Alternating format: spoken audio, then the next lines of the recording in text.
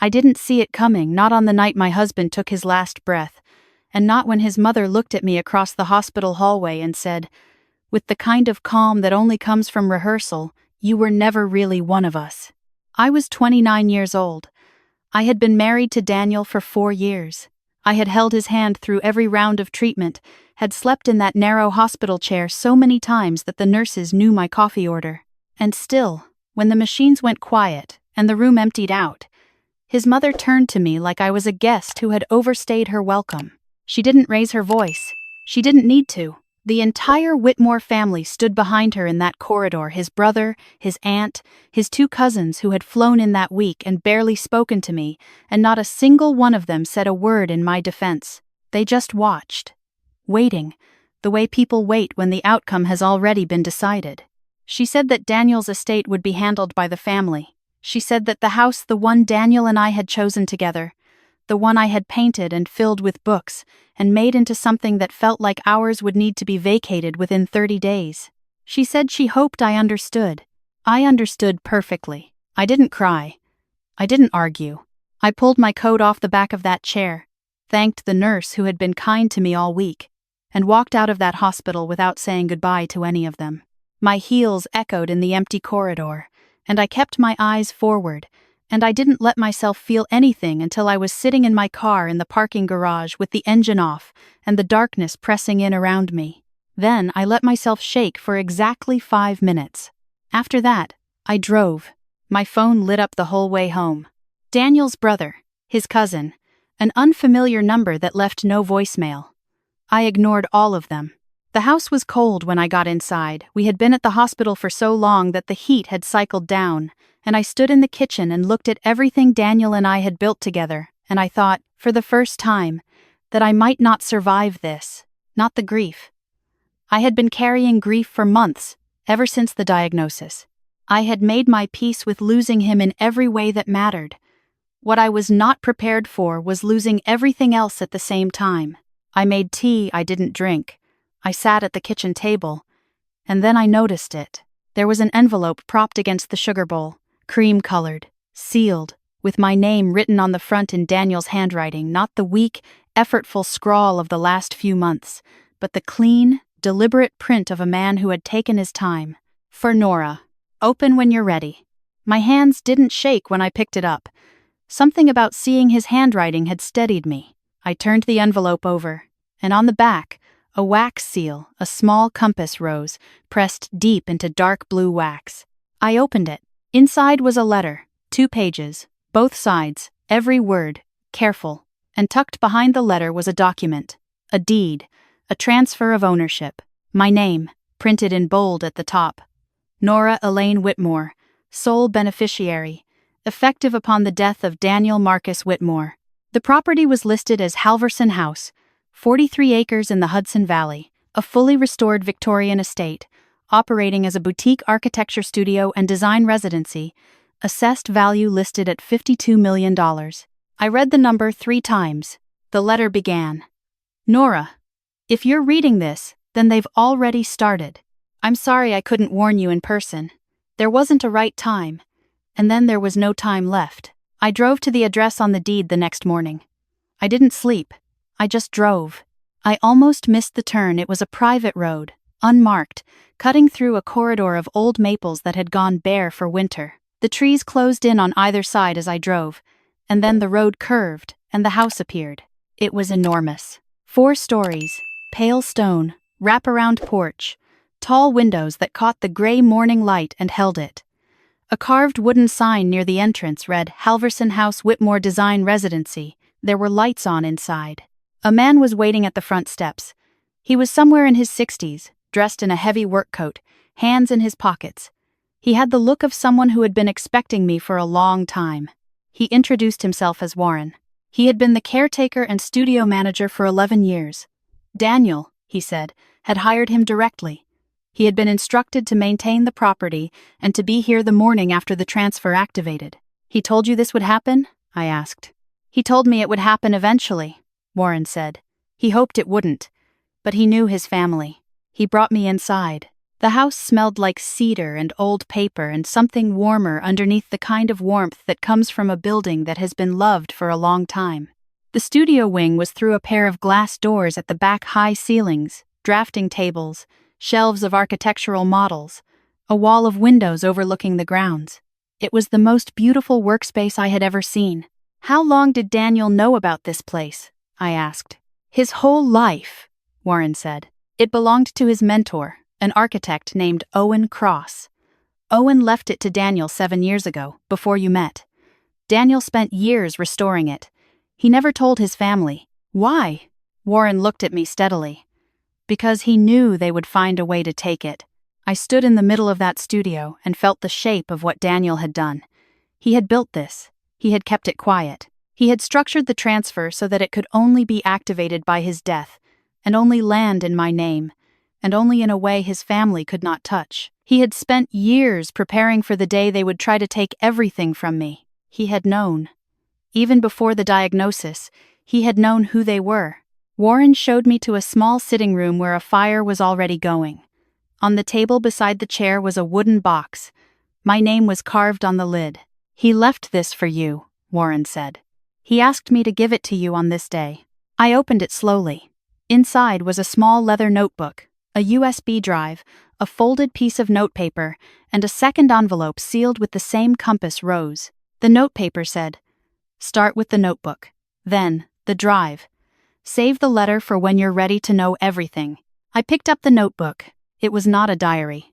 It was more like a research file, entries written over several years, methodical and careful, tracking patterns in the Whitmore family's business dealings, names of shell companies, dates of financial transfers, notes about properties that had changed hands under circumstances that didn't add up.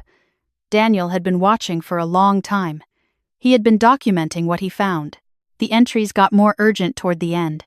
"They're moving faster than I expected. I don't have as much time as I thought. Nora doesn't know any of this, and I don't know how to tell her without terrifying her. Maybe she doesn't need to know until it matters. Maybe Warren will know when."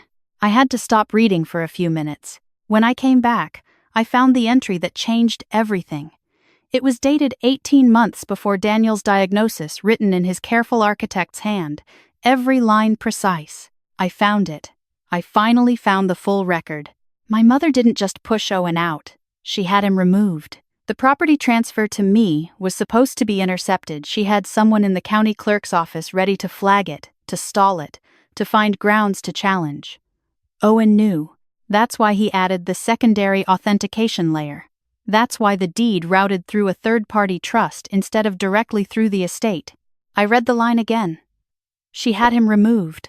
Owen Cross had not simply been Daniel's mentor. He had been, according to the next several pages, a man his mother had considered a threat, a man who had known too much about the Whitmore family's early finances, who had helped Daniel's father structure certain deals, and who had eventually become inconvenient.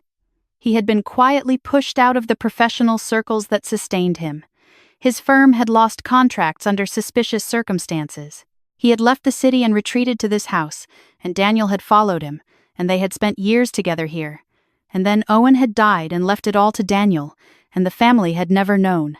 "Warren," I said, when he came to check on me. "What actually happened to Owen?" He sat down across from me. He was quiet for a long moment. "He got sick," he said, quickly. He thought it was strange he had always been healthy. He had questions. He didn't have time to get answers. I felt cold. Daniel thought the same thing. Warren didn't answer. He didn't need to. I looked down at the notebook in my hands and understood something I had been circling without letting myself see. Daniel had not just been protecting me from his family. He had been building a case. My phone rang at noon. It was Daniel's mother. I let it go to voicemail. Then I listened. Her voice was smooth, controlled, the particular register of a woman accustomed to being obeyed. She said she was concerned about my state of mind. She said the family wanted to support me through this difficult time. She said there seemed to be some confusion about certain assets, and she hoped we could resolve it quietly, privately, before anyone involved attorneys. I played the message twice. Then I called the number on the deed's transfer documentation and reached a woman named Claire, an estate attorney in the city who, according to the header on the paperwork, had been retained by Daniel 18 months prior. She answered on the second ring. "Nora," she said, "I've been expecting your call." "You knew him," I said. "He was a careful man," she said, "and a worried one. He wanted to make sure you were protected in every scenario. We worked through a lot of scenarios. His family is already calling." "I know. They filed a challenge this morning." Her voice was calm, prepared. "It won't hold. The transfer is clean. But I want to prepare you, they will escalate. They are going to make this unpleasant." "What are they after?" She paused. "The studio has a client roster worth several million in active contracts. The land itself is significant. But I think what they're actually afraid of is the drive." I looked down at the USB still sitting in the box. "What's on it?" "I don't know the full contents," Claire said. Daniel gave me a summary. "It includes financial records, correspondence, and at least 2 recorded conversations." He said it would be enough to raise serious questions about how the Whitmore family acquired several of their major assets. He said he had been building it for years. I picked up the drive and turned it in my fingers. "He never told me. He didn't want to frighten you," Claire said. "And he didn't want to give you information you might inadvertently reveal before the time was right. He trusted you completely. He just knew that some truths are safer when they're carried by one person at a time." I exhaled slowly. "How do I open it?" "It's encrypted," she said. "The decryption key is in the letter." I waited until that evening to open the letter. I sat in the chair by the fire in that small sitting room, with the cedar smell around me and the sound of wind against the tall windows, and I broke the compass rose seal and unfolded the pages inside. Daniel's handwriting. The real version, the version from before everything. "Nora, I don't know how to start this except to say I'm sorry for what you're about to carry. I wish I could have handed it to you differently. I wish we'd had more time. I've known for a long time that my family was not what they presented themselves to be. I've known since I was old enough to understand what I was watching, the way my mother handled people who became inconvenient, the way money moved through the family in ways that didn't match the official accounts, the favors that were called in and the people who disappeared from our lives when they stopped being useful. Owen was the one who helped me see it clearly. He paid a price for knowing too much, and I couldn't stop that. And I have never forgiven myself for it. What I could do was what he taught me to do. Document everything, keep records, build something that cannot be undone. The drive has everything. Financial transfers going back 15 years. Recordings of my mother negotiating deals that were not legal. Records of pressure applied to the county clerk's office. And one recording, the most important one, of a conversation between my mother and her attorney, made 3 months before my diagnosis, in which she discusses what she calls the Owen situation, in terms that leave very little room for interpretation. I do not know if she caused my illness. I do not let myself think about that too much. What I know is that she is capable of it, and I know that she will come for everything the moment I am gone, and that you will be in the way. This house, this studio, everything in it, I built it for you. Not as a gift, as a fortress. Every person who has ever worked here knows what it stands for. Warren will help you. Claire will fight for you. And the truth is already filed in 3 separate locations that my mother cannot reach. You don't have to do anything dramatic. You just have to not disappear. You just have to stay. I loved you from the first day. I love you on this one. Take care of what we built. Daniel. I folded the letter and held it against my chest and let myself cry. Finally, completely, for the first time since the hospital. Not just for him, for the version of us that had existed without my knowing any of this.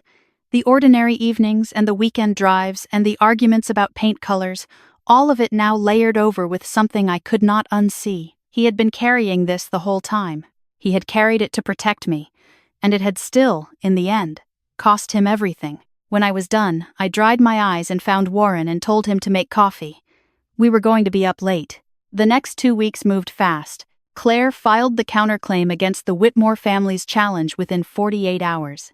The estate attorney they had retained, a man I recognized from several family dinners who had always looked at me like I was an inconvenience, withdrew from the case after Claire sent a single letter. I didn't ask what was in it.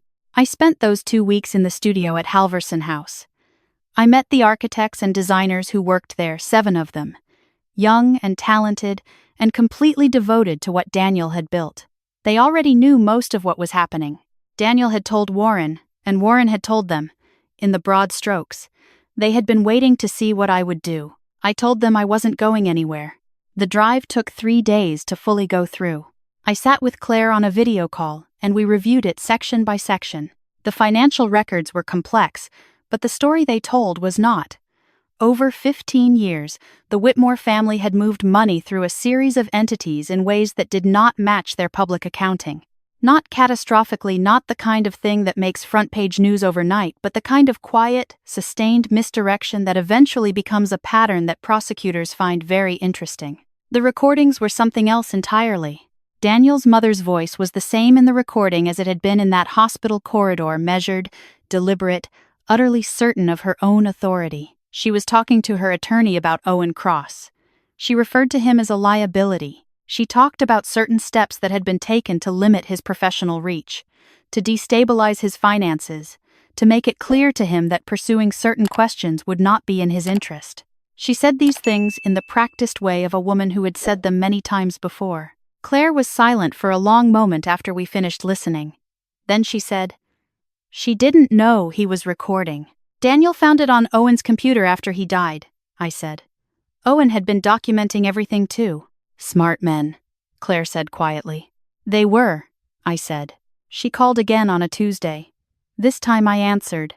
Her voice shifted almost imperceptibly when she realized I wasn't upset. People like her rely on other people's distress. It gives them something to work with, something to manage and redirect. My steadiness seemed to throw her off balance. She said she hoped I was doing well. She said she'd heard I was at the Halverson property, and she wanted me to understand that any confusion about the deed was going to be resolved in the family's favor, and that I might want to consider accepting a settlement rather than going through the unpleasantness of litigation. I let her finish. Then I said, "I want to play you something." I put the phone on speaker and played 30 seconds of the recording.